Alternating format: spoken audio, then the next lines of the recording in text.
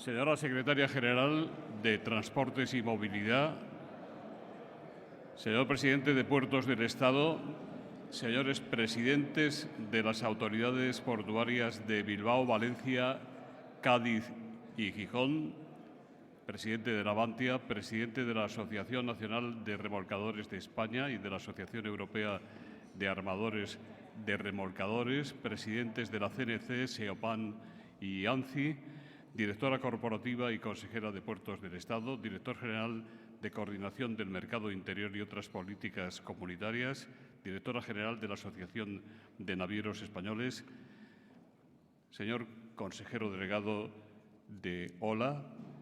Como presidente de Nueva Economía Forum, tengo el placer de darles la bienvenida al Foro de la Nueva Economía, en esta oportunidad gracias al mecenazgo de OLA y de SATO.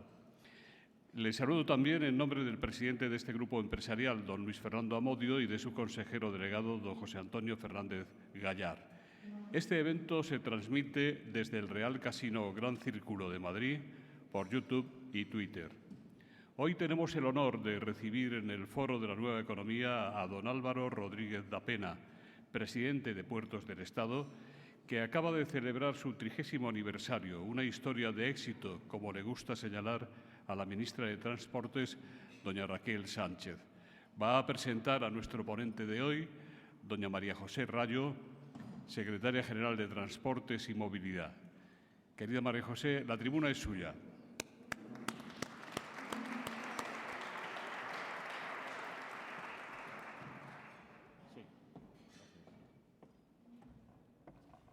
Bueno, muchas gracias, José Luis, y buenos días a todas y a todos.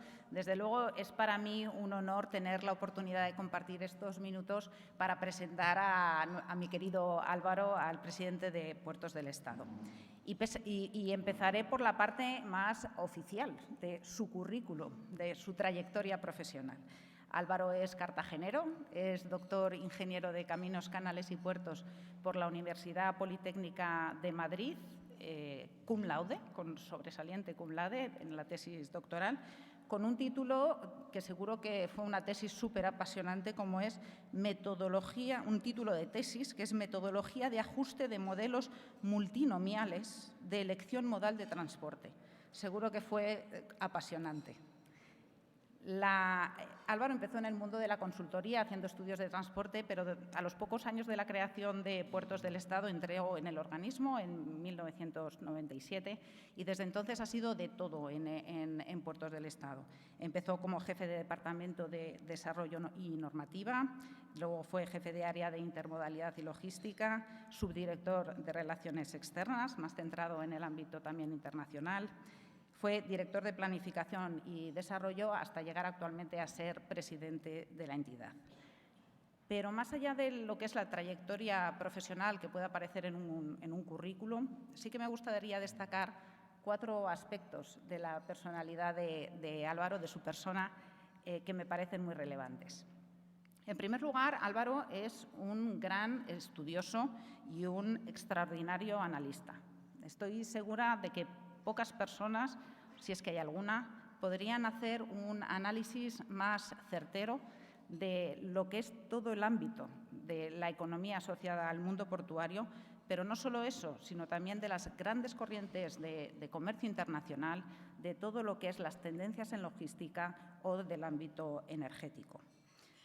Por ello ha formado parte de innumerables comités nacionales e internacionales que han permitido avanzar en normativas y políticas públicas. Y además es profesor probablemente de todos los másters, cursos de cierto prestigio en España. Decenas de másters cuentan con la presencia de Álvaro como profesor.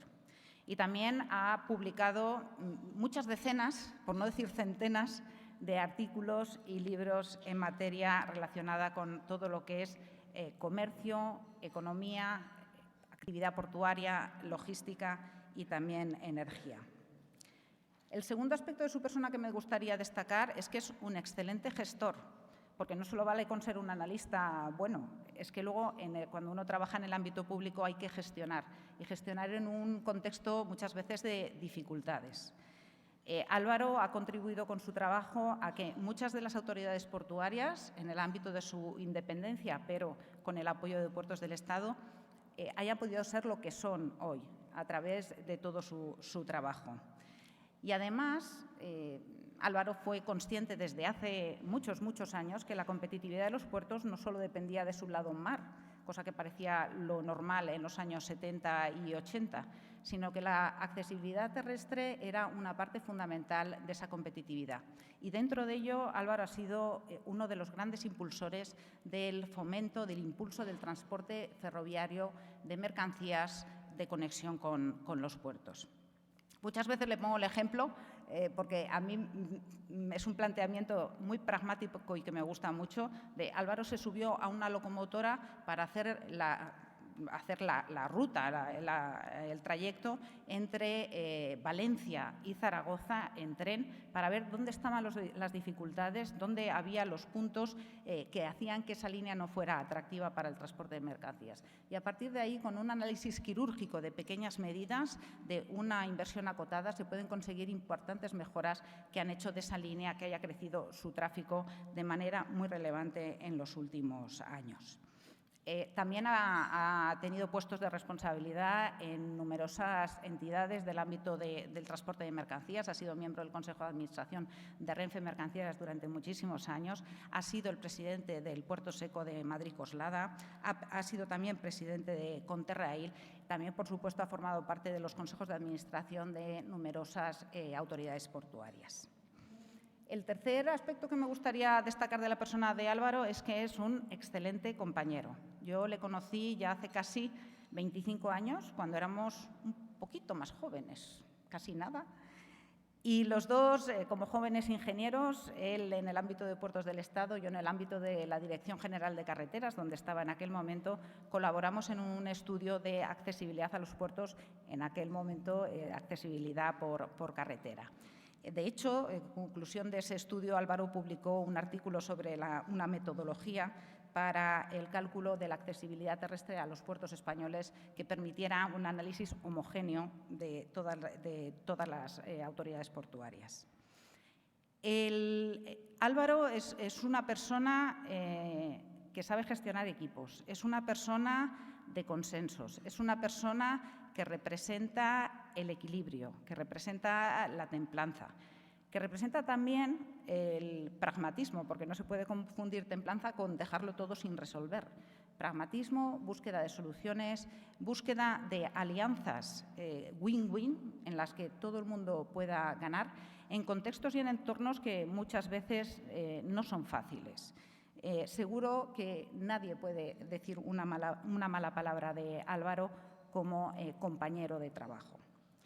Desde luego, para mí ha sido siempre un privilegio. Durante estos 25 años hemos tenido ocasiones de colaborar en nuestras distintas responsabilidades, desde los ecoincentivos a accesibilidad a los puertos, distintas actuaciones, y siempre ha sido un placer trabajar con él. Y el cuarto aspecto relevante de su persona es que es artista, pinta al óleo. Y eso implica que no solo tiene desarrollado el hemisferio izquierdo del cerebro, más dedicado a la lógica y a la racionalidad, sino que también el hemisferio derecho del cerebro, más relacionado con la creatividad y la imaginación.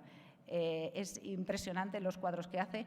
Yo, como no tengo desarrollada esa parte del cerebro, no sé decir desde el punto de vista artístico si es muy bueno o solo muy bueno, pero desde luego a mí me parece extraordinario. En definitiva, Álvaro parece de alguna manera un hombre del Renacimiento, con esas componentes de excelente profesional, excelente persona y excelente artista. Álvaro, estamos todos deseando escucharte. Muchas gracias.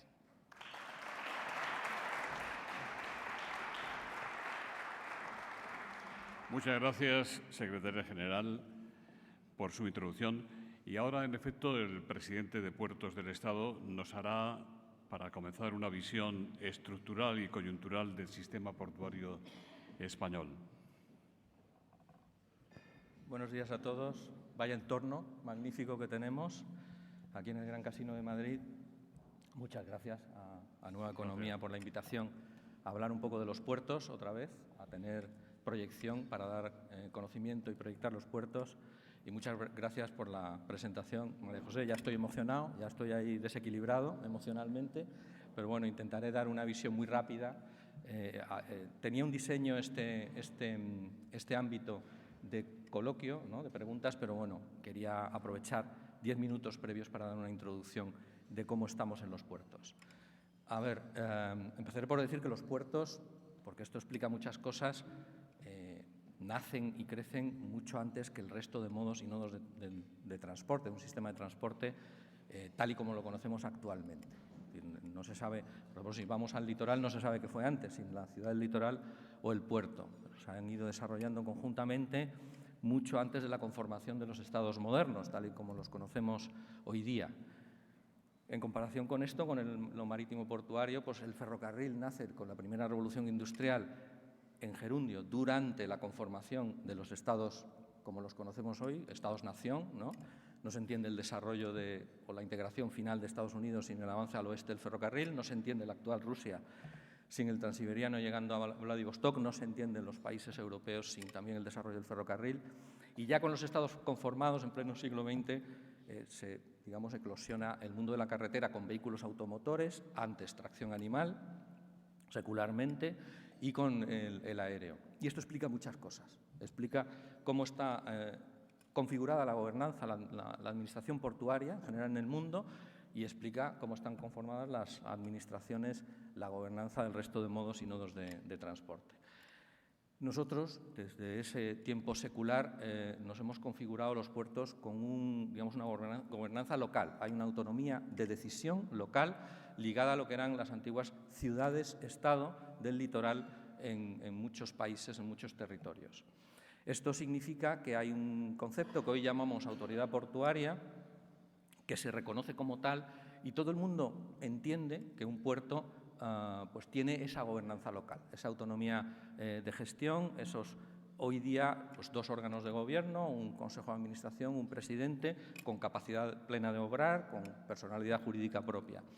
Esto, si hablamos, por ejemplo, de aeropuertos, sería difícil asimilar algo similar. Cuando hablamos de un aeropuerto no estamos pensando en una autoridad aeroportuaria propia, estamos pensando en AENA, estamos pensando en el resto de administración ligada al sector aéreo, AESA, ENAIRE, etcétera, etcétera, la Dirección General de Aviación Civil, es decir, algo incrustado dentro de lo que es ya un Estado. ¿Por qué? Pues porque el aéreo aparece en el siglo XX con todos los estados ya plenamente conformados. Esto también significa, a escala europea, que existe una enorme diversidad acerca de quién está detrás de la titularidad y de la organización portuaria. Si nos vamos al mundo europeo, que nosotros en el ámbito portuario llamamos hanseático, ¿no? Vamos, conformado más o menos con asociaciones asamblearias de puertos y ciudades del litoral en el arco atlántico norte y centro europeo, desde Bremen hasta Le Havre, ese mundo sigue siendo un mundo en el que detrás está el ámbito local, administrando los puertos, desde un municipio hasta un Länder o hasta una región, en este caso dentro de europea, una región como es la flamenca dentro de Bélgica.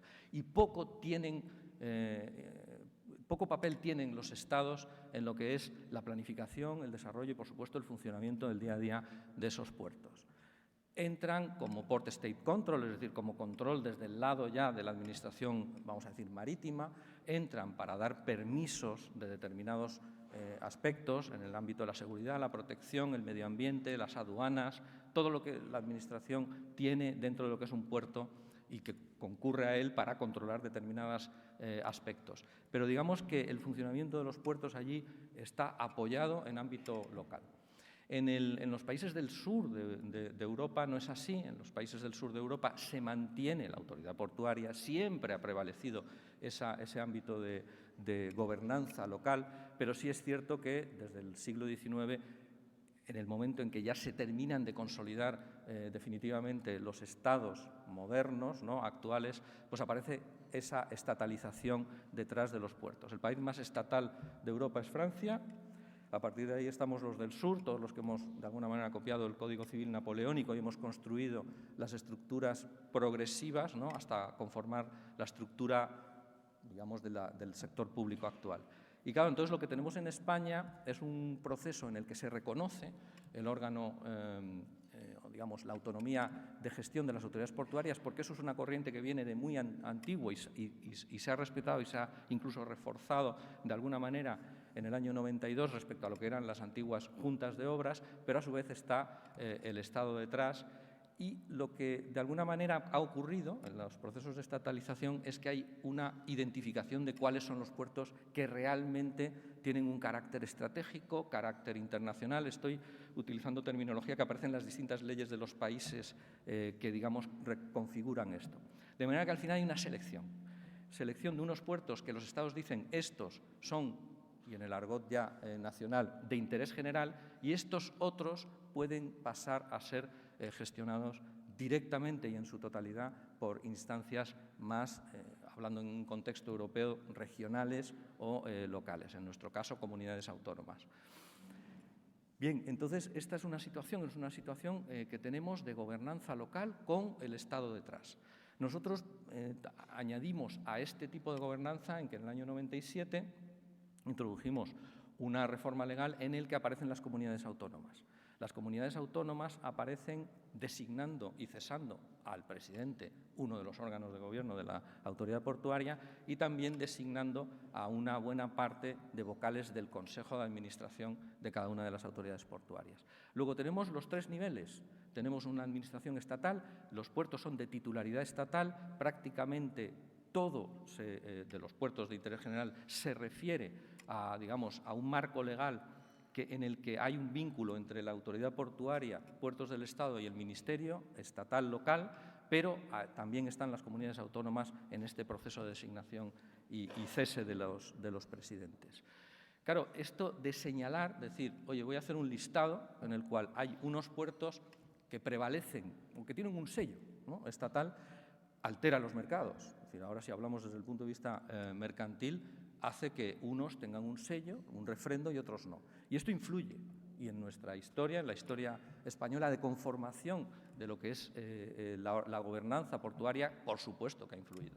Si nos vamos a los Reyes Católicos designando o ubicando en Sevilla la Casa de Contratación y la Flota de Indias para generar un monopolio de las Indias, en el momento en que se produce el descubrimiento de América y se genera digamos, un proceso de intercambio de mercancías, fundamentalmente metales preciosos, claro, Sevilla crece porque ha sido designada para eso. Y en el momento en el que ya en época borbónica, un poquito antes, pero vamos, ya consolidada en época borbónica, se pasa ese monopolio de las Indias a Cádiz, Sevilla baja un poquito en detrimento del entorno gaditano. Y esto es una influencia del sector público respecto a un señalamiento, ¿no?, a un sello que se pone de un puerto, en este caso, capaz de, digamos, mover mercancías. En el siglo XVIII, segunda mitad, empiezan procesos como de apertura de eso en España. 9 puertos que tienen el monopolio de las Indias, 13 puertos que tienen el monopolio de las Indias, y en ese proceso que desemboca a final del siglo XIX, nos encontramos con el concepto ya de interés general, finales del siglo XIX, ley de puertos, juntas de obras de puertos, ¿y cuántas? 28. 28 juntas de obras de puertos reconocidos como de interés general. Empezó a haber una discusión en España de si convenía meterse en esa lista desde ámbitos locales para aprovechar, digamos, esta ventaja que da, aunque sea tener el sello de interés general. Y hubo un momento, a principios del siglo XX, en que, por mor digamos, de una presión local de formar parte de esa lista, se llegaron a 113 puertos de interés general. Esto, bueno, digamos, se modificó, ¿no?, progresivamente, y al final desembocamos en el año 92 con la gran reforma. Antes María José se refirió a que efectivamente hace 30 años celebramos, digamos, la renovación de todo el sistema portuario de interés general, 28 autoridades portuarias, 46 puertos. Y estamos en ese punto. Ese punto de autoridades portuarias es un punto muy interesante porque nosotros en los años 90, y de manera un poquito más avanzada que el resto, y también mor de la incorporación de España, Portugal también, con un tratado de adhesión a la entonces Comunidad Económica Europea, pues introdujimos conceptos de privatización de los puertos, de forma muy avanzada. De manera que a lo largo de los años 90, desde esa ley y amparada en un marco estratégico que se sacó entonces, externalizamos todos los servicios. Esto desembocó en una externalización completa de servicios portuarios y comerciales en el año 2003 con una reforma legal en que reconocía ya la naturaleza privada de la prestación de los servicios. Las autoridades portuarias pasan a un modelo, digamos que hoy día en el argot es de landlord, ¿no? de puesta a disposición de suelo, de infraestructura que llamamos básica, que exige muchísima inversión, dique de abrigo, contradique, dragados, rellenos, líneas de atraque, etcétera, etcétera, etcétera.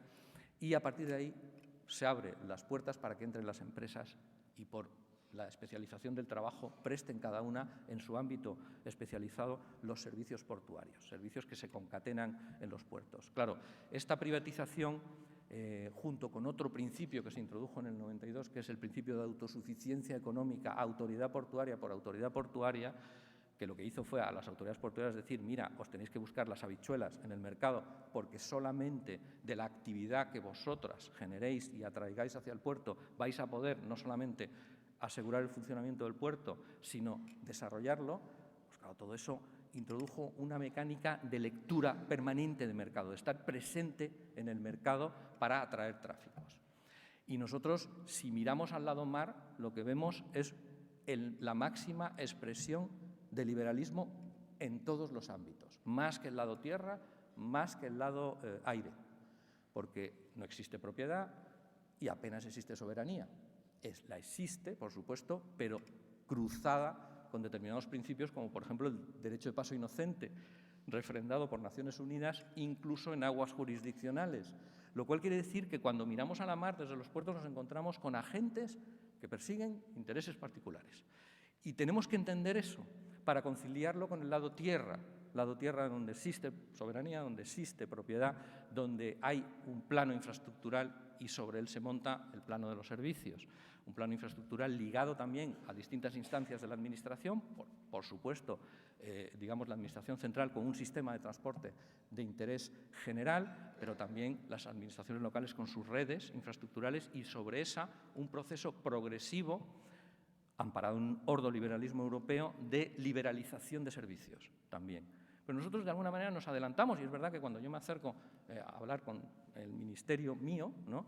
Pues efectivamente a veces los lenguajes no son muy concordantes porque pues cuando hablo, por ejemplo, con alguna otra empresa, como puede ser Adif o alguien así, que tiene en su mente el desarrollo infraestructural y la puesta a disposición a empresas, tanto privadas como públicas, hoy día, de los servicios, tanto para el transporte de mercancías como de pasajeros, me encuentro más con una filosofía de, digamos, administrador frente a administrados, cuando nosotros ya los puertos lo que tenemos es una filosofía de coemprendedor conjuntamente con el sector privado, que es una palanca de desarrollo portuario que hemos inoculado y que, por supuesto, se refuerza muchísimo en la nueva estrategia que hemos aprobado en los puertos.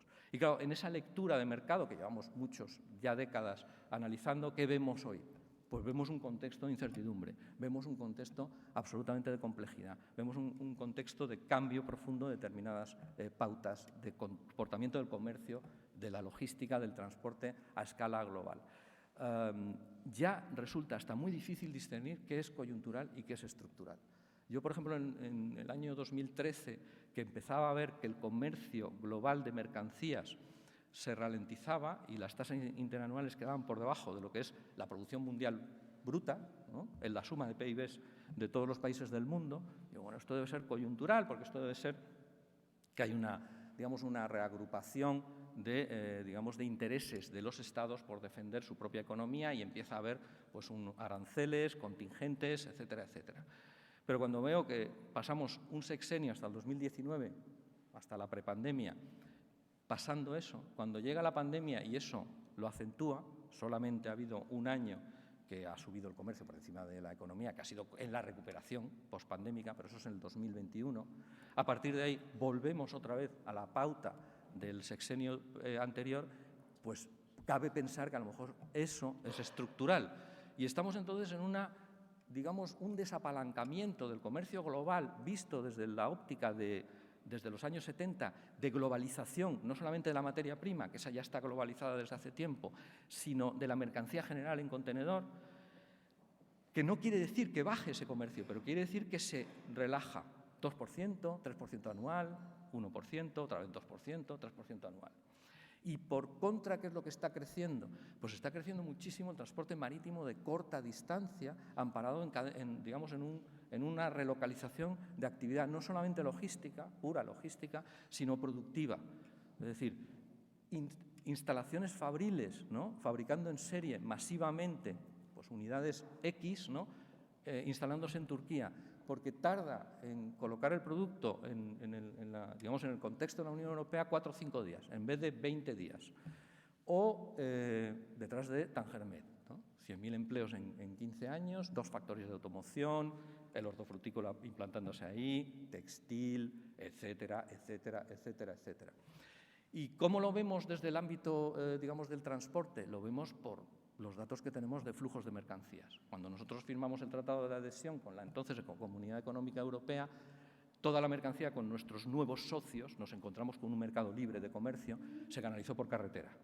Y crecimos al 7% anual acumulado entre el año 86 y la crisis del 2008, más o menos. Se nos duplicaba cada 10 años los tráficos, hasta generar 9.000 camiones diarios en Irún y en la Junquera, ambos sentidos. Esto mismo está ocurriendo en el Estrecho desde hace 10, 12, 15 años. 6-7% anual acumulado, y tenemos, pues, por ejemplo, las conexiones entre el puerto de Algeciras, desde el punto de vista de las mercancías, y Tangermet, pues han pasado en 15 años de tener 30.000, 40.000 unidades rodadas. Estamos con unidad rodada, no con la unidad Lolo, la del lift-on, lift-off, la del deep sea, la del contenedor que se carga y descarga por elevación. Estamos con una mercancía rodada, pura de carretera, tanto semirremolque puro como camión completo con chofer, creciendo al 6-7%, lo cual quiere decir que ahora de esos 30.000, 40.000 estamos con 450.000 y dentro de nada van a ser 600.000 unidades. Esa intensidad de algo que viene de una relocalización logística la tenemos que leer desde los puertos, porque tenemos que posicionarnos con desarrollo de oferta en todos los planos ahí. Junto a eso tenemos una logística cada vez más tensa, porque claro, estrechar distancias significa compromiso de entrega, y estamos hablando de un compromiso de entrega que ya no es producto a la gran superficie, es producto que finalmente se entrega en las casas, comercio electrónico, y que venden ya en menos de 24 horas, prácticamente todo. Con lo cual, digamos que ensamblarse en esa especie de cadena tensa, cada vez más exigente, es uno de los retos que tenemos desde los puertos. Presidente. Y claro, y termino con esto, perdón, en esas pautas, en unas pautas que tenemos de incertidumbre, es donde hay que encontrar nuestro nicho. Yo soy de los que ven esto en un contexto o en una clave de oportunidad. Tenemos una capacidad extraordinaria desde los puertos, sobre todo desde los puertos españoles, número 1 de Europa en conectividad con el resto del planeta, en el segmento de mercancía en contenedor, para irradiarnos, para enlazarnos y para reforzar toda una corriente de mercancías, no solamente importación, sino fundamentalmente exportación para salidas de las crisis. Y en ese punto es donde tenemos que trabajar, no cayendo en la autocomplacencia, sino reorientándonos hacia esos nuevos retos que nos impone este cambio tan fuerte a futuro. Perdonad por el rollo, pero bueno, era un poco un contexto general de dónde estamos ahora mismo. Los puertos españoles baten sus propias previsiones de resultados económicos. El año pasado finalizó con una cifra de negocio de 1.190 millones de euros, la mayor de la historia, niveles de tráfico equivalentes a los previos en la pandemia, con 564 millones de toneladas. Se prevé una senda de crecimiento por encima del 4% en los próximos años. Algunos puertos han logrado batir récords históricos. Algunos de ellos están representados hoy en este evento. ¿Cómo están afrontando los puertos de interés general los momentos actuales de incertidumbre que está experimentando el comercio y el transporte a escala global? Primero por la pandemia y los problemas de abastecimiento y luego por la guerra de Ucrania. Bueno, efectivamente hay un contexto internacional que ya hemos comentado, de incertidumbre, de complejidad. Y aquí, obviamente, el posicionamiento de los puertos tiene que ser desde un punto de vista de la oferta. Voy a desgranar la oferta portuaria en 3 planos. Plano infraestructural, plano de prestación de servicios, plano infoestructural. En el plano infraestructural, nosotros tenemos las dársenas de aguas abrigadas ya prácticamente hechas de aquí a 10-15 años. Salvo determinadas excepciones en ese aspecto, las tenemos hechas. Por fortuna, lo tengo que decir, porque lo que estamos trabajando en esas dársenas de aguas abrigadas ahora es acompasado a la demanda, con, además, compromisos de inversión público-privada, desarrollar las terminales especializadas en los nuevos tráficos que estamos captando. Y esto, digamos que es una línea de trabajo que estamos siguiendo. Tiene que ser un compromiso firme del privado que se quiere instalar en el puerto el que empuje a que nosotros metamos en los planes de inversiones de las autoridades portuarias las líneas de inversión correspondientes por la parte de la autoridad portuaria. A fecha de hoy seguimos con un 50-50% dentro de la zona de servicio del puerto. 50% de inversión pública desarrollada por la autoridad portuaria, 50% de inversión privada, luego a través de un modelo de concesión de manial. Y esto es un punto. Y luego estamos basculando hacia tierra.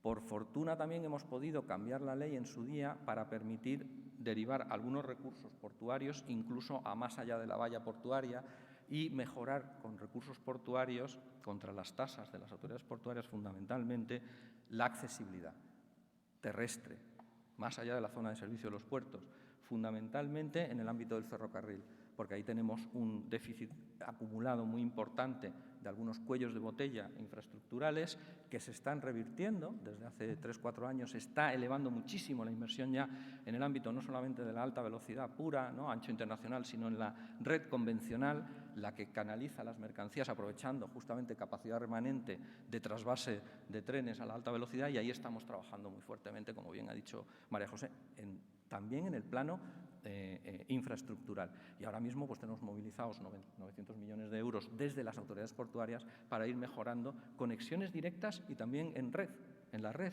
aunque esta última parte no se adscriba a zona de servicio del puerto, pues con esas actividades o actuaciones de tipo quirúrgico, es decir, aumentar pues, en un tramo determinado la longitud de las vías de apartado para permitir longitudes mayores de trenes, ¿no?, que esto, por ejemplo, para la automoción pues es muy importante, o mejorar la señalización con carácter general para meter un control de tráfico centralizado, que se controle en remoto, y dar, digamos, capacidad en surco nocturno, más allá de lo de la banda de mantenimiento, permite mejorar las rotaciones, culminar tren-tierra para que de 2 maquinistas pasemos a 1 maquinista. Estoy hablando de temas muy quirúrgicos. Y todos estos, ¿no?, enlazados con compromisos de operadores logísticos que garantizan movimiento de mercancía por ferrocarril a corto plazo. Y con eso es con lo que estamos trabajando. Es decir, estamos yendo del lado mar al lado tierra para terminar de garantizar una conectividad marítimo-terrestre. Por supuesto, también hay 2 ámbitos en las infraestructuras muy importantes. Uno, conservarlas. Hemos desarrollado muchísimo las infraestructuras y ahora tenemos que saber cuidarlas más y mejor. Y la segunda es cambio climático. Nosotros proveemos en general a toda la sociedad, muy particularmente a las autoridades portuarias, un servicio de análisis y predicción de parámetros sociometeorológicos desde los años 80. Tenemos series históricas que nos miden de todo, incluyendo la elevación del nivel medio del mar, incluyendo el recrudecimiento permanente de temporales en la mar. Batimos cada 2-3 años la altura de ola máxima, tanto en el Mediterráneo como en el Atlántico. Esto nos pone en compromiso respecto a la propia resiliencia de las infraestructuras construidas y, sobre todo, diseñadas respecto a temporales, ¿no?, cuya previsión era de menor intensidad. Entonces, tenemos que tener un plan de adaptación de nuestras infraestructuras a lo que nos puede venir a futuro, aparte de ir mitigando emisiones de CO2. Y esto conjuntamente con el resto de administración ligada a la costa, porque toda la costa se va a ver afectada por eso. Tenemos un plano de servicios en el que, además de la relación, digamos, calidad-precio, típica y acumulada de todos los servicios que conforman la oferta portuaria, en manos de empresas privadas, en el ámbito de una comunidad portuaria rica, plural, heterogénea, tenemos que añadirle factores de competitividad nuevos. Por ejemplo, puerto seguro, puerto inteligente, puerto verde. Y estos son factores que exigen ya los mercados. No solamente hay que negociar en precio, en fiabilidad, en calidad de servicio, sino en estos nuevos factores. Y para terminar la faena, tenemos que introducir una digitalización potentísima de los puertos. Si uno mira dónde se radica la inteligencia en un sistema de transporte de interés general, normalmente busca un nodo, no busca un modo. Un modo es salvar una distancia.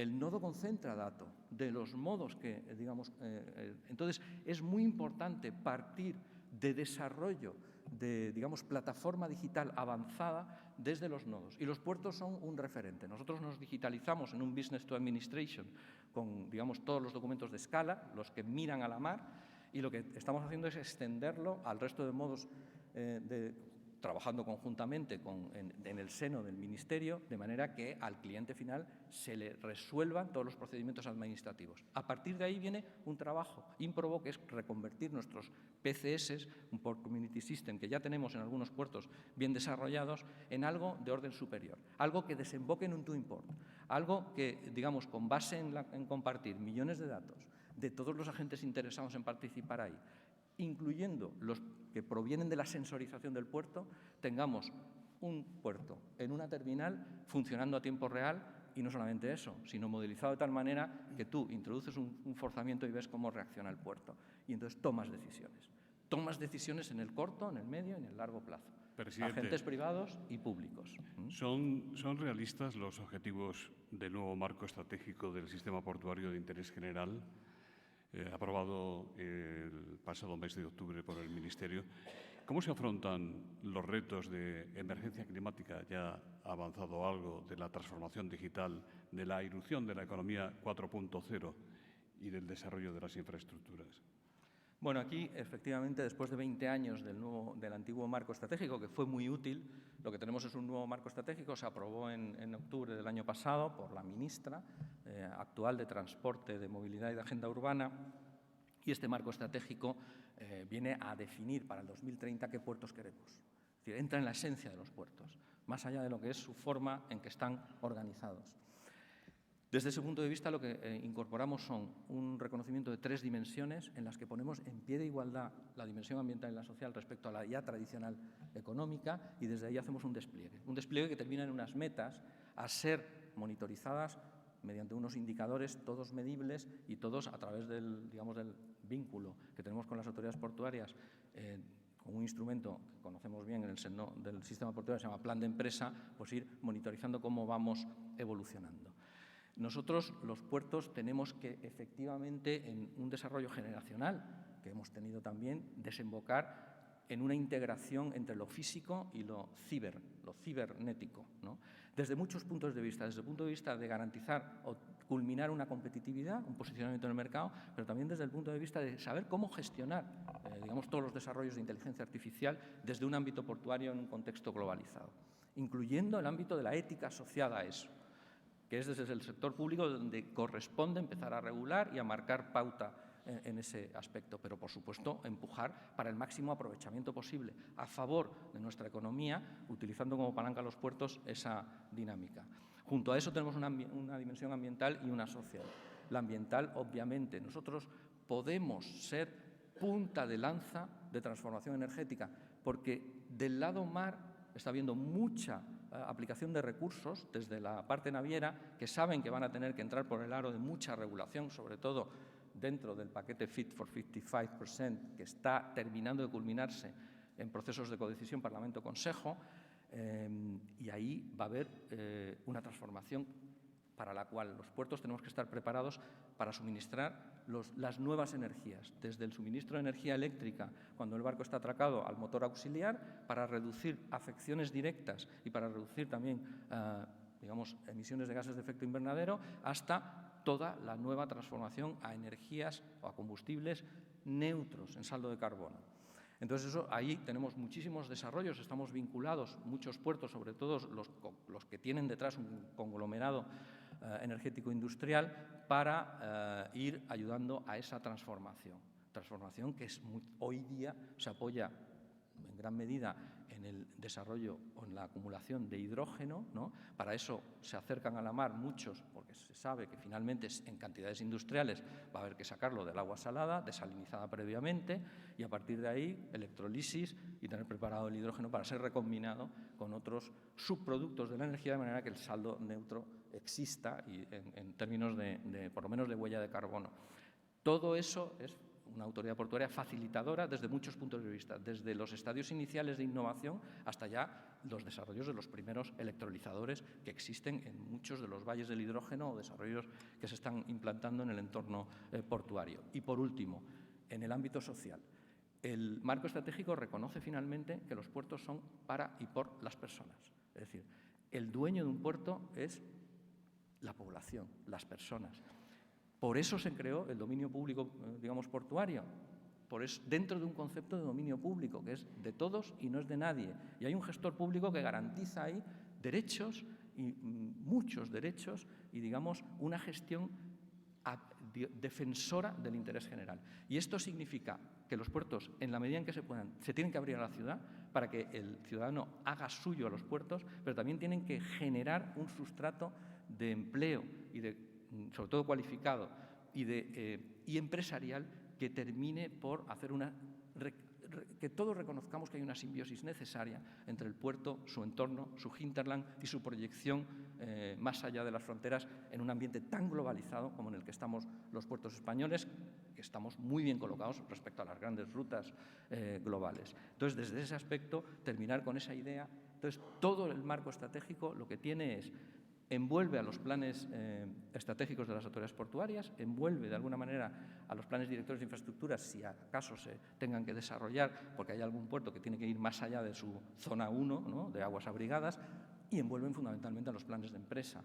Y las metas han sido pactadas con las autoridades portuarias y con todo el sector, con carácter más o menos general. Es decir, todas las metas que incorpora el marco estratégico es fruto de 2 años y pico de contraste permanente con todos los agentes, tanto públicos como privados. Uno de los objetivos del marco estratégico es precisamente consolidar los puertos de interés general en auténticos nodos logísticos.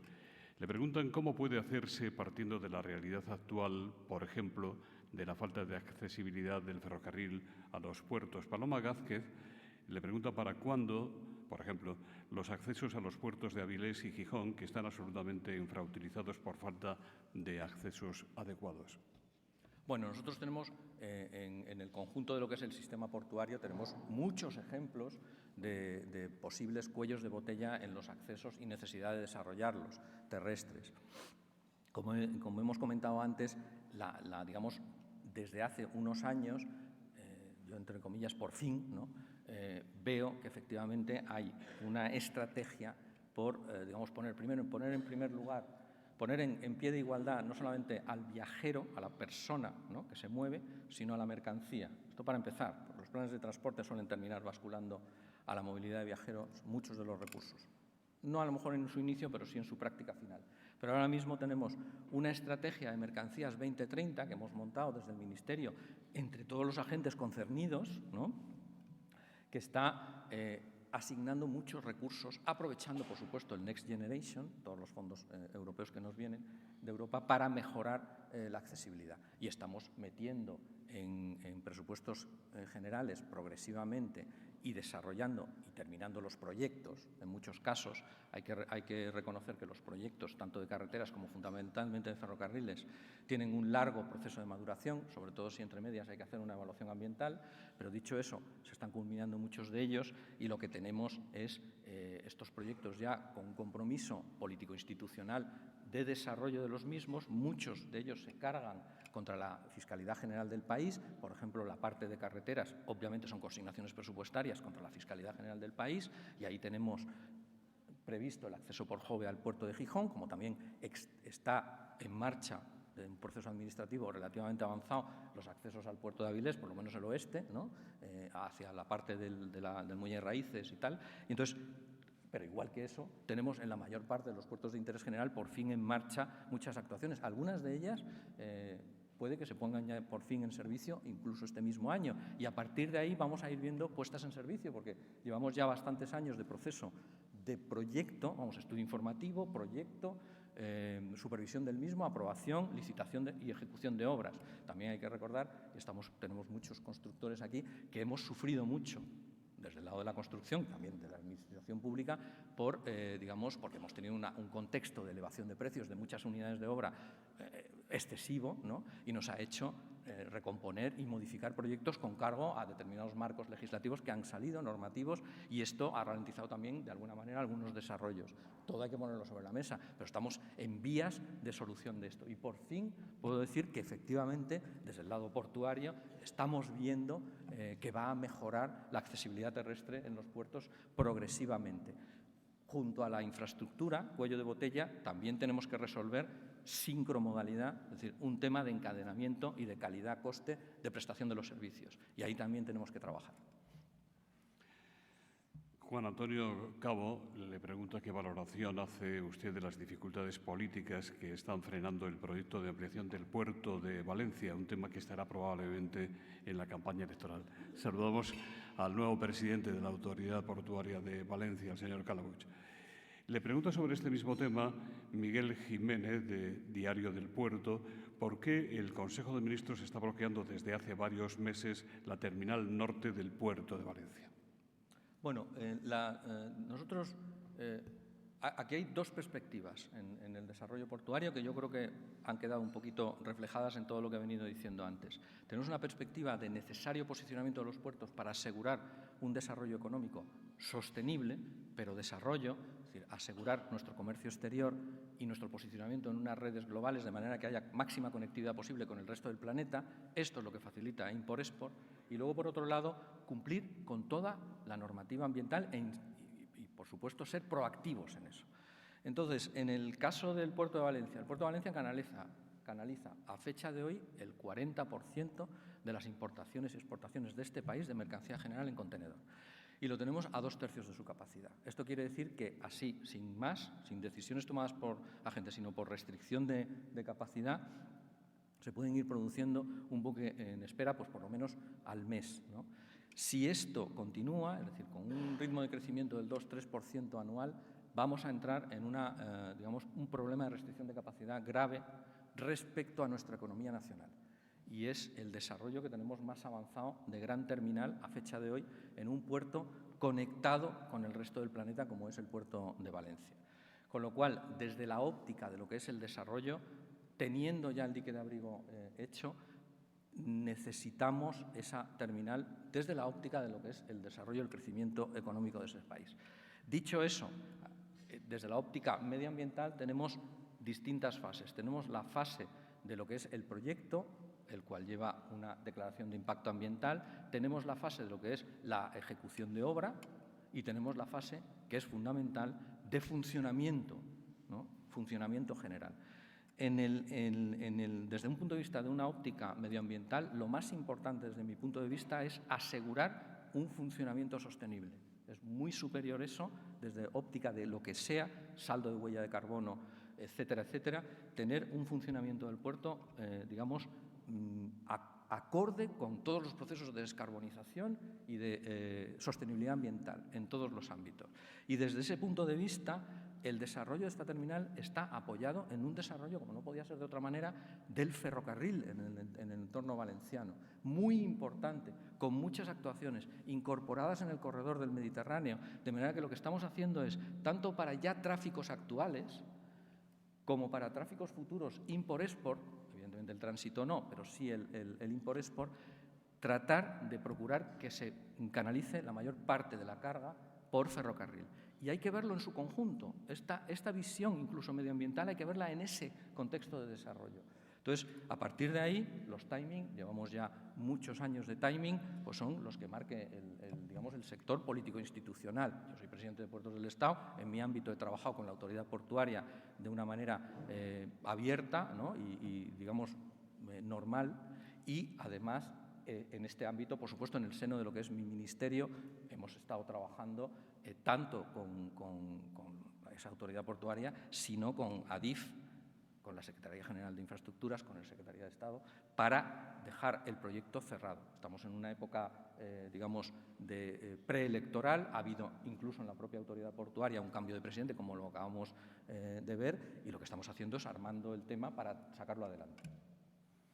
Antonio Fourrier dice que en China, la región de Shenzhen se desarrolló a lomos de Hong Kong. En España, el campo de Gibraltar no ha conseguido lo mismo. La transición energética es una gran oportunidad para los puertos de Algeciras, Huelva, Cádiz y otros, de modo que se conviertan frente a Tánger-Med en un hub logístico e industrial mayor.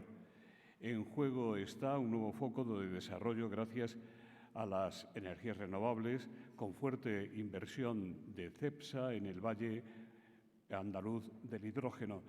Desde Puertos del Estado tienen un plan de apoyo. Desde el Gobierno se ha pensado en cómo competir con Tánger-Med, de forma constructiva. Bueno, aquí hay varias lecturas. Tenemos una lectura de competencia y también tenemos una lectura de trabajo en común con Tánger-Med. Todo hay que decirlo. La lectura de competencia es fundamentalmente en un transoceánico de contenedor por elevación, ¿no? Manejado en los puertos, que es efectivamente hay una competencia entre hacer el tránsito en Algeciras o hacer el tránsito en Tánger-Med. A fecha de hoy, Tánger-Med, que tiene una capacidad más o menos de 9 millones de TEUs, ya está moviendo 7,5 millones de TEUs al año. Algeciras está en 5, Valencia también está en 5. Con lo cual, digamos que está absorbiendo gran parte de lo que es el crecimiento de la demanda de tránsito marítimo internacional ahí en el ámbito del estrecho. Y ahí hay una, digamos, competencia. Pero también hay una complementariedad. Antes me referí a todo el movimiento a través del estrecho de unidades de carga rodada, que está creciendo muchísimo, y ahí lo que hay que poner es ir de la mano, porque son complementarios. Es una cadena logística que termina en la península o empieza en la península, y en ese caso es puerto-puerto, puerto Tánger-Med, puerto de Algeciras, más los puertos que se vayan incorporando a esta eclosión, ¿no?, de red de servicios, y progresivamente en tierra ir canalizando también, si en medida de lo posible, el ferrocarril, donde el concepto para la unidad rodada de autopista ferroviaria es muy importante y tenemos acuerdos público-privados para desarrollarlos. Entonces, ahí tenemos esas dos lecturas. En la parte de competencia, efectivamente, se compite en precio, y ahí el precio en el norte de África es más barato, y donde hay que competir es en el resto de factores de competitividad. Calidad asociada a muchas cosas, puerto seguro, puerto verde. Y en el puerto verde, efectivamente, pues hay, por fortuna, un conglomerado energético industrial en el campo de Gibraltar muy importante. Cepsa ha apostado por un desarrollo muy importante. Está Endesa, está Acerinox, es decir, hay un complejo muy importante que está avanzando hacia esa descarbonización. Y, por supuesto, que hay un vínculo estrechísimo, como no podía ser de otra manera, con la Autoridad Portuaria de Bahía de Algeciras y con Puertos del Estado, para ir canalizando todo ese desarrollo. En relación con este mismo tema, Juan Fernández de Anzi dice que el Reino de Marruecos ha construido un superpuerto en Tánger, y le pregunta si está a tiempo España de revertir una situación de gran competitividad y poder centrar así en nuestros puertos el tráfico, por ejemplo, de contenedores con barcos post-Panamá. Nosotros, los puertos de Algeciras, Barcelona, Valencia, Bilbao, Las Palmas y etcétera, ¿no?, porque ahí va un progresivo incorporación a esa especie como de primera división, son puertos que son capaces de albergar ahora hasta la última generación de buque portacontenedores. Por fortuna hemos podido. No es fácil esto, es un desafío, porque a diferencia de los modos de transporte terrestre, los planificadores de infraestructura básica, en este caso de los puertos, tenemos que adivinar el buque tipo. En el transporte terrestre existe una reglamentación que acota, digamos, entre otras cosas, las dimensiones geométricas, también las masas máximas del material móvil, camiones, coches, autobuses, etcétera, etcétera. En el ámbito marítimo tenemos que adivinar qué quieren las navieras. Vuelvo a repetir que es un ámbito absolutamente liberalizado, y todas ellas han apoyado en una economía de escala con gigantismo de porte de barco. Entonces, nosotros los desarrollos los hemos hecho, y a fecha de hoy están, digamos, resueltos los problemas de capacidad infraestructural que podamos tener del lado porte del barco. Y, bueno, no sé, en Algeciras, por ejemplo, han atracado los barcos de mayor porte del mundo. Por ejemplo, en el de Hyundai último, que es uno de los mayores, con el nombre Algeciras, ¿no?, por cierto, porque lo tiene reconocido en su ruta, pues ha atracado allí. Y seguimos así, es decir, nosotros sí que tenemos un buen factor de competitividad, que es la capacidad infraestructural que tenemos, gracias al enorme esfuerzo que hemos hecho en los últimos 20 años por simplemente asegurar que el comercio, fruto de una incorporación a una economía globalizada, como es la española, pues pueda seguir asegurando sus inputs y sus outputs con el resto del planeta. El papel de los puertos en el transporte de pasajeros está evolucionando muy positivamente.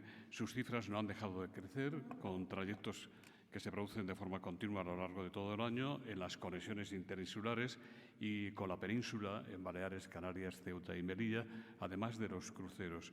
¿Cuál es su valoración tanto del crecimiento experimentado durante estos últimos años en el número de pasajeros como de las inversiones y de los esfuerzos destinados a mejorar las terminales que los acogen? Bueno, en el ámbito de los pasajeros, todo el transporte, en la declaración del estado de alarma en marzo del 2020, se interrumpió. Es verdad que un poquito antes los cruceros, ¿no? Y luego a partir de ahí todo el transporte de pasajeros. Con lo cual, todos los modos y nodos, desde el ámbito público y desde el ámbito privado de prestación de los servicios, sufrieron, digamos, una interrupción de demanda, un shock de demanda. Desde ese punto de vista, la recuperación pues, está siendo un poquito más lenta en el ámbito portuario de las mercancías que, como bien se ha dicho antes, pues están ya en los niveles de prepandemia en el ámbito portuario. Se ha ido recuperando progresivamente la línea regular. Nuestra línea regular de pasajeros, efectivamente, es tanto la de, digamos, de dentro de lo que son las aguas de soberanía españolas, es decir, península, islas, Ceuta, Melilla y el tráfico interinsular, ¿no? Como las con terceros países, pues tenemos Barcelona conectada con Génova o con Civitavecchia o el norte, ¿no? Conectado con los puertos ingleses, Bilbao, Santander, fundamentalmente, que también tiene un flujo de pasajeros. Bien, entonces, eso se ha ido recuperando. Los cruceros hoy día están recuperados. A nivel de escalas ya estamos por encima de la prepandemia.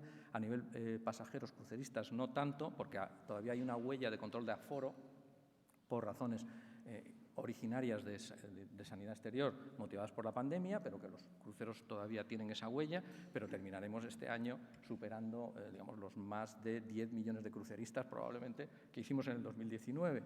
Y en el ámbito de una cosa muy importante con un tercer país, que es la operación Paso del Estrecho, tuvimos una interrupción durante 2 años de esas conexiones de pasajeros. Con Marruecos nunca se interrumpió la mercancía, esa rodada a la que me refería antes, pero sí los pasajeros.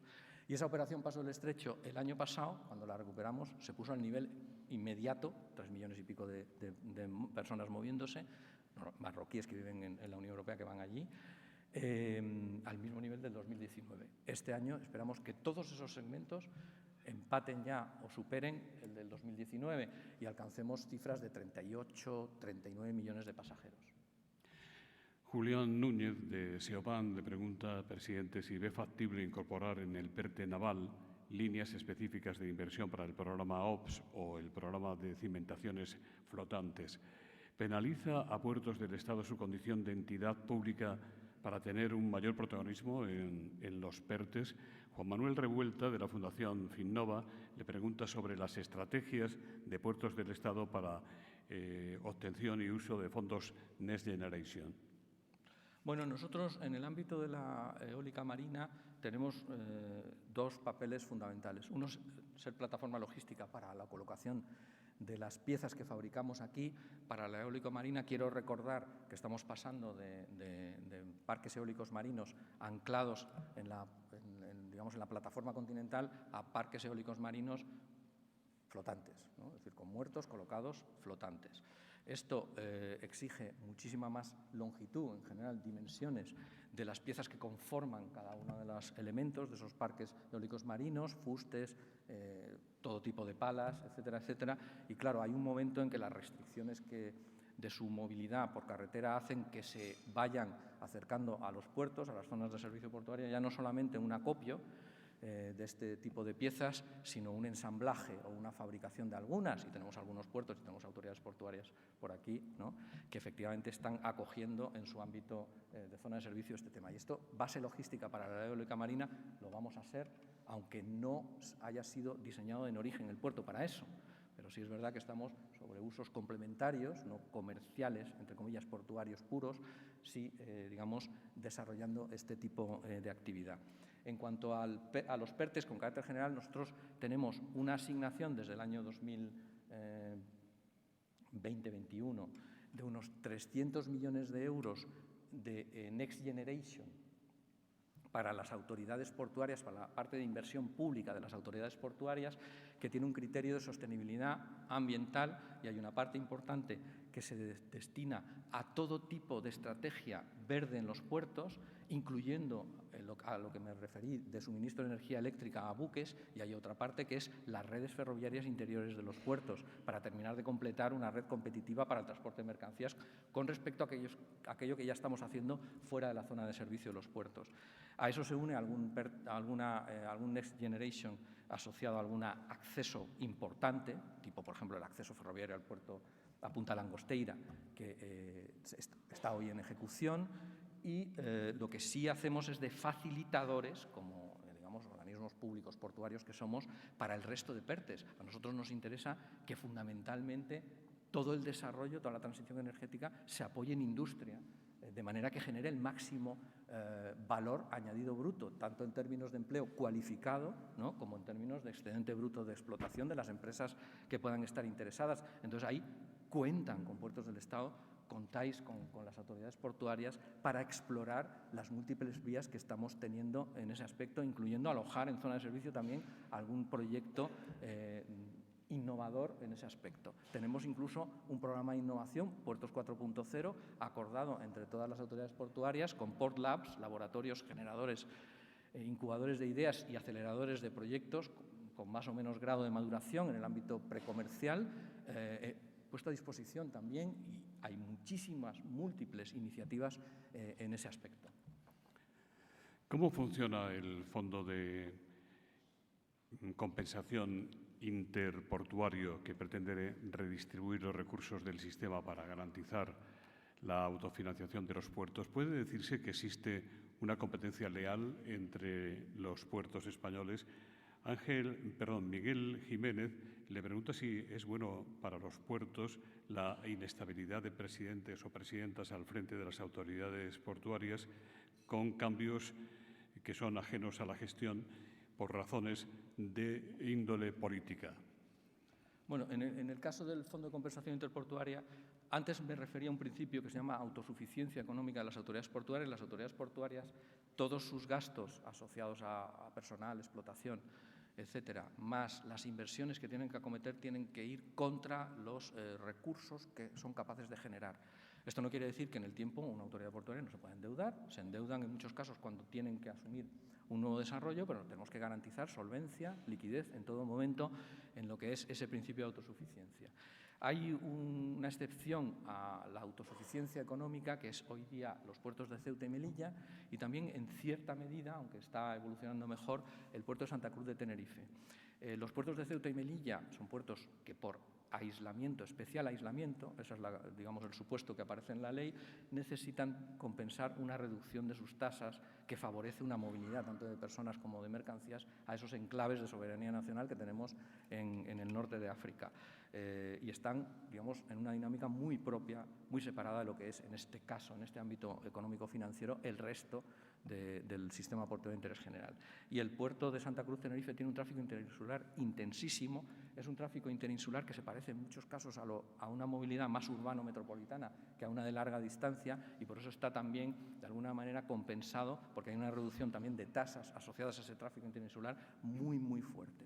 Pero esto todo entero, tanto Ceuta y Melilla como Santa Cruz, es un 4% de una especie de cash flow ajustado de todas las autoridades portuarias. Luego, esto no afecta a la competencia interportuaria y es asumido por unanimidad cada año por el comité del Fondo de Compensación Interportuaria, que son los 28 presidentes de autoridades portuarias y el presidente de Puertos del Estado.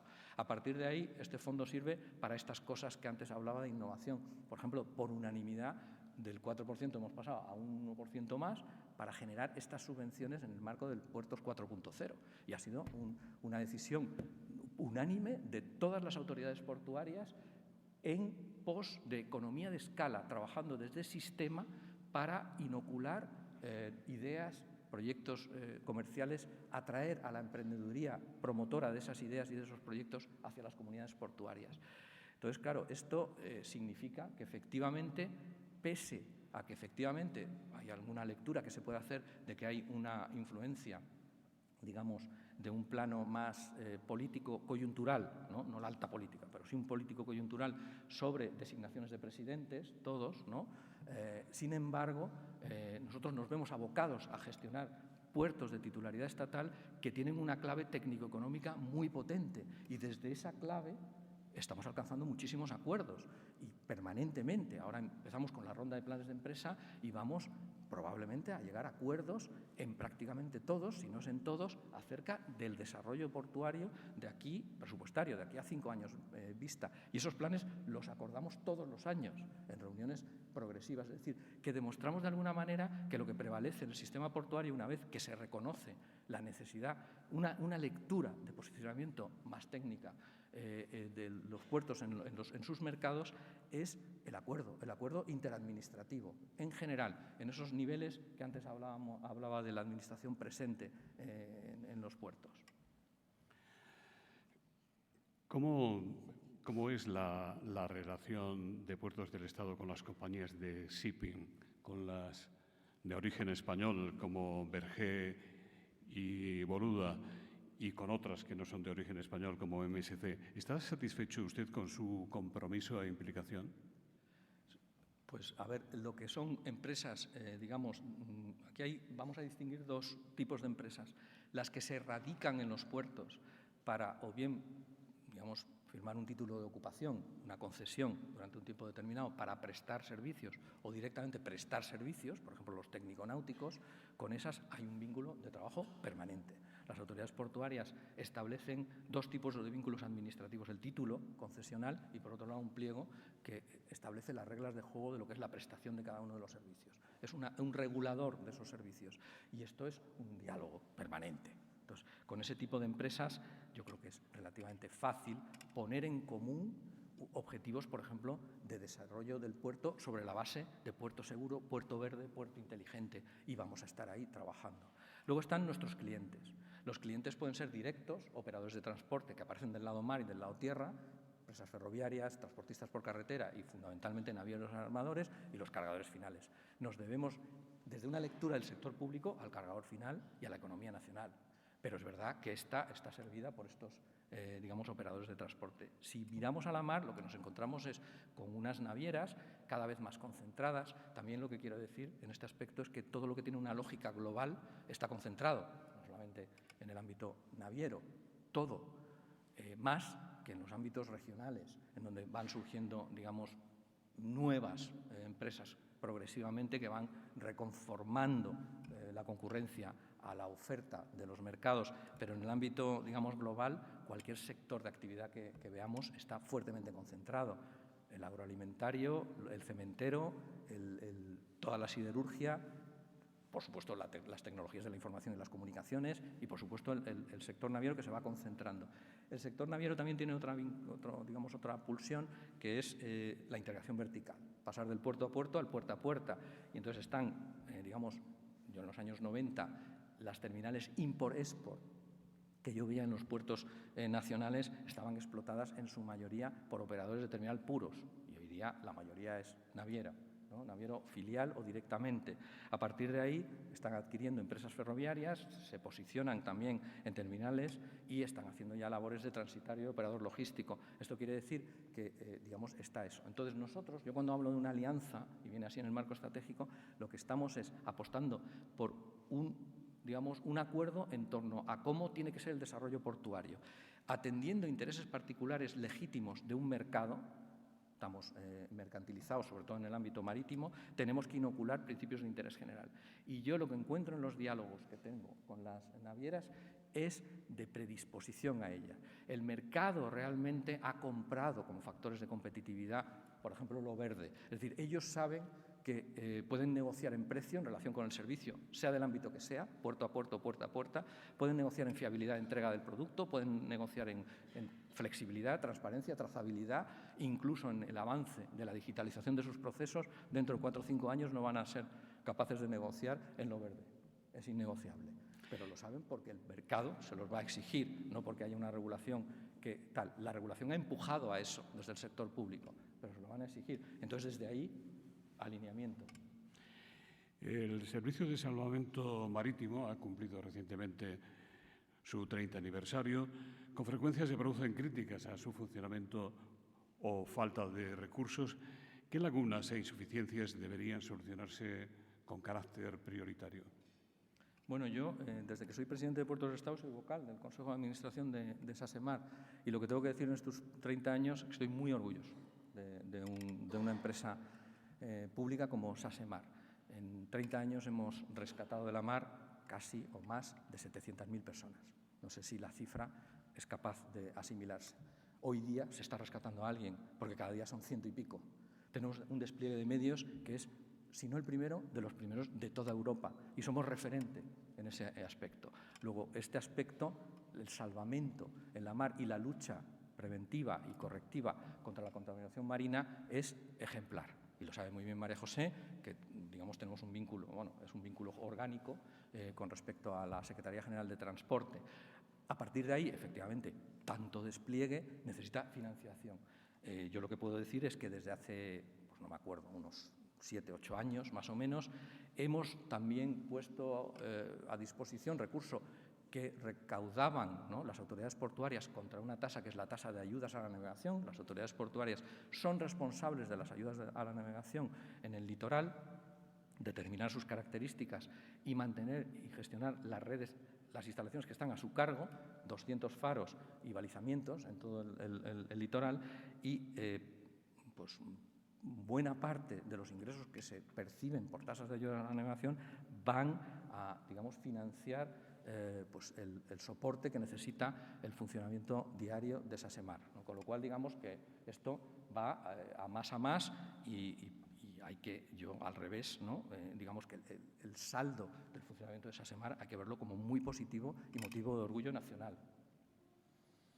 Antes de darle a usted un último y breve turno para sus mensajes finales, voy a ofrecerle el micrófono para que intervenga como mecenas que hace posible este evento a don José Antonio Fernández Gallar, vicepresidente segundo y consejero delegado de OLA. Sí, buenos días a todos. Presidente de Nueva Economía Forum, presidente de Puertos, secretario de Transportes, autoridades y todos amigos.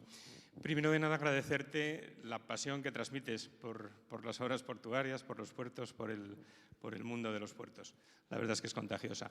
Y gracias también por ese recorrido a lo largo de la historia de España y esa concatenación de la evolución de los puertos en España y en Europa. Y solo unas palabras para deciros que desde OLA estamos muy orgullosos de haber patrocinado este acto, porque no en vano una de nuestras filiales es SATO. SATO es una de las empresas, quizá, si no la más decana, pues de las decanas del mundo de las obras marítimas. SATO empezó su andadura en 1912. Conservamos todavía una buena flota y además ansiamos y aspiramos a estar cuando se produzcan esas obras de las conexiones de transportes intermodales, puerto, trenes, barco-tren, que es tan necesario para España y para Europa. Desde SATO siempre hemos invertido en investigación, no en vano tenemos la patente de los famosos cubípodos, aquí casi todos los conocéis, y nada más que desearte mucha suerte con esa evolución. Gracias a todos y desearles un buen jueves. Gracias. Gracias.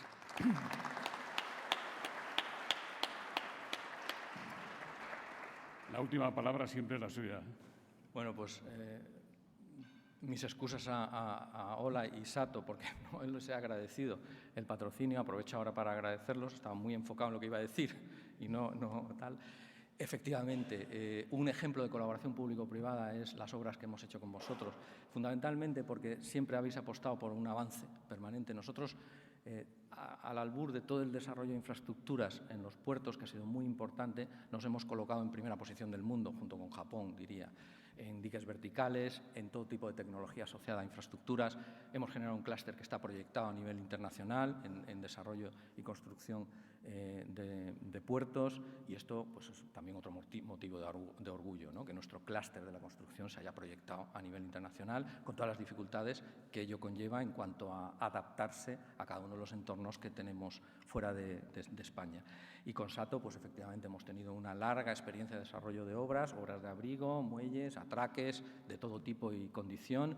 y ejemplo de colaboración público-privada es haber ensayado conjuntamente en distintos laboratorios pues ese elemento del manto principal que existe en algunos diques de abrigo de los puertos, que es el cubípodo, que es digamos, un ejemplo perfecto entre lo que es un equilibrio entre un funcionamiento por gravedad y otro por trabazón, ¿no?, de un elemento que constituye el manto principal de los diques en talud, y con eso pues muy agradecido.